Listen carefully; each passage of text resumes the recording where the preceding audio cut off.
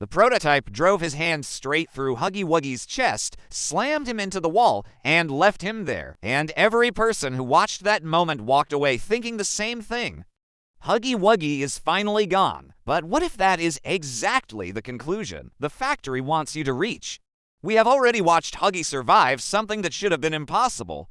We sent him falling into the depths of Playtime Co. at the end of Chapter 1, hundreds of feet.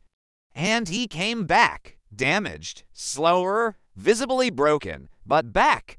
So the real question sitting at the center of Chapter 5 is not whether Huggy can take punishment.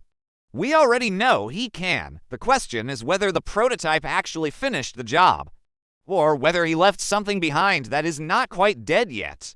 Before we even get to the stabbing, we need to talk about the state Huggy was already in during that Chapter 5 chase. Because if you pay attention, he is not the same creature we ran from in Chapter 1. The speed is different. The movement carries a stiffness that was never there before. Chapter 1 Huggy was relentless, a machine that did not slow down. Chapter 5 Huggy is something pushing through damage, still dangerous, still committed, but running on whatever is left after a fall that would have finished almost anything else, and that matters. Because when the prototype stabbed him, he was not hitting a creature at full strength. He was finishing off something already halfway broken.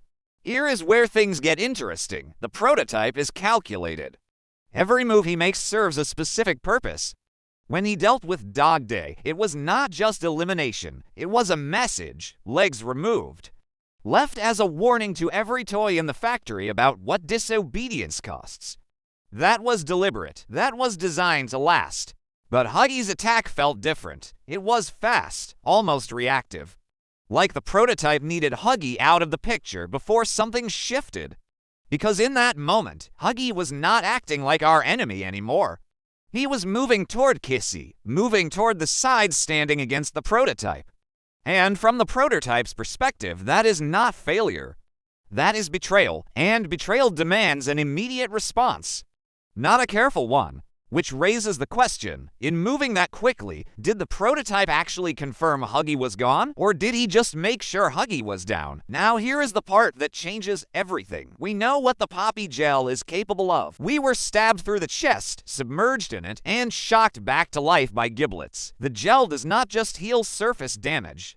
Based on what the lore suggests around Experiment 814, it can interact with something that should already be dead and bring it back. The conditions just have to be right.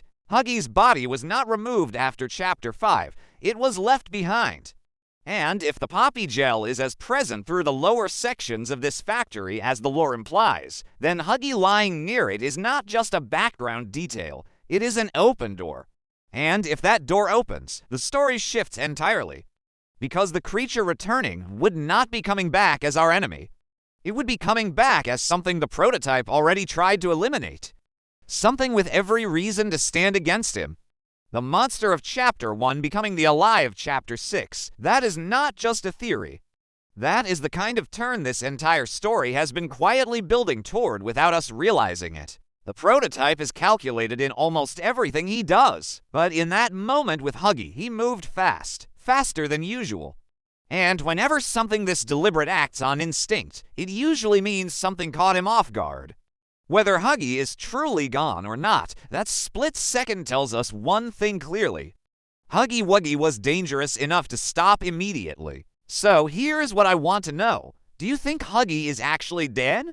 Or is the factory not finished with him yet? Drop your answer in the comments right now. I read every single one.